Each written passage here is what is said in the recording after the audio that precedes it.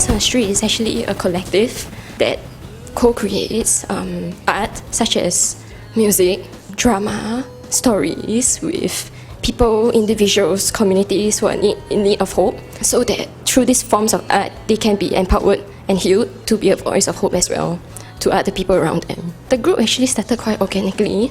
Before I developed this condition called spasmodic dysphonia, I was actually singing quite publicly. But after this condition happened, I fell into mild depression. How I was able to step out of it was because of friends who actually encouraged me to have hope, to continue believing that one day I'll recover. And every time they heard me speak better, they would encourage me, they would remind me about my progress.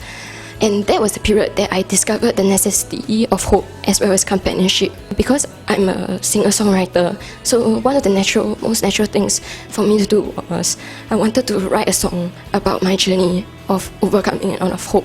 So I wrote this song, There'll Be Spring. Lift your eyes, there's a garden of spring.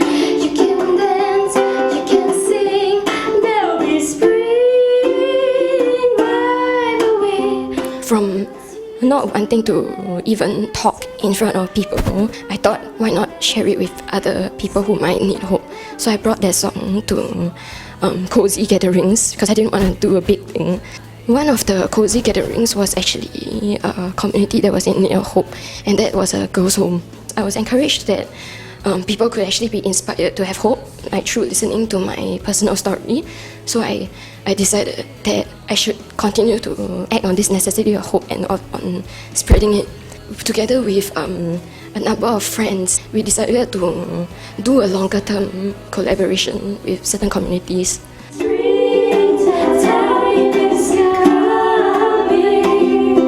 The biggest challenges is to explain what Diamonds on the Street is. Trying to explain it to people, even though roughly we tell them, oh, it's a music workshop and storytelling, but people find it hard to connect the dots, like how does it actually help the communities that we're working with.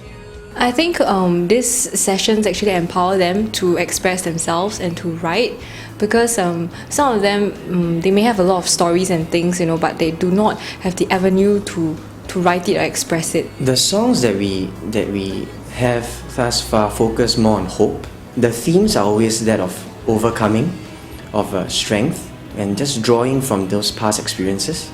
I think for us, it matters that these children, this group of underprivileged children, get exposed to the art.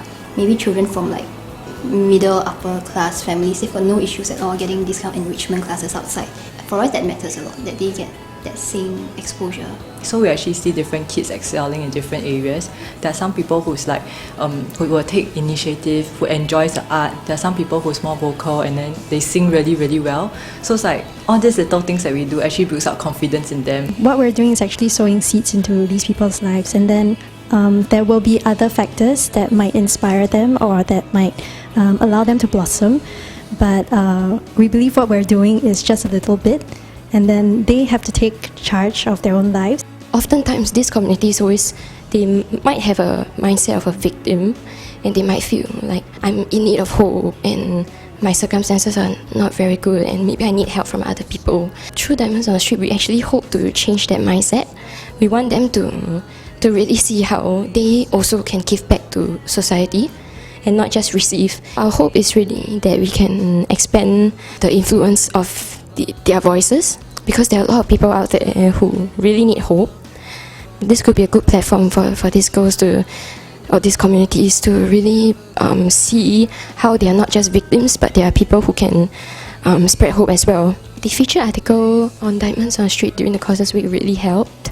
It was a very big encouragement to me, because I went from not being able to see hope for my future to spreading hope, and also being featured actually helped me to see myself in a different light, from being a victim to somebody who can actually inspire other people to have hope. One of the very possible plans for Diamonds on the Street is that we could very possibly become a social enterprise, so that we can find a way to sustainably impact these people and these communities.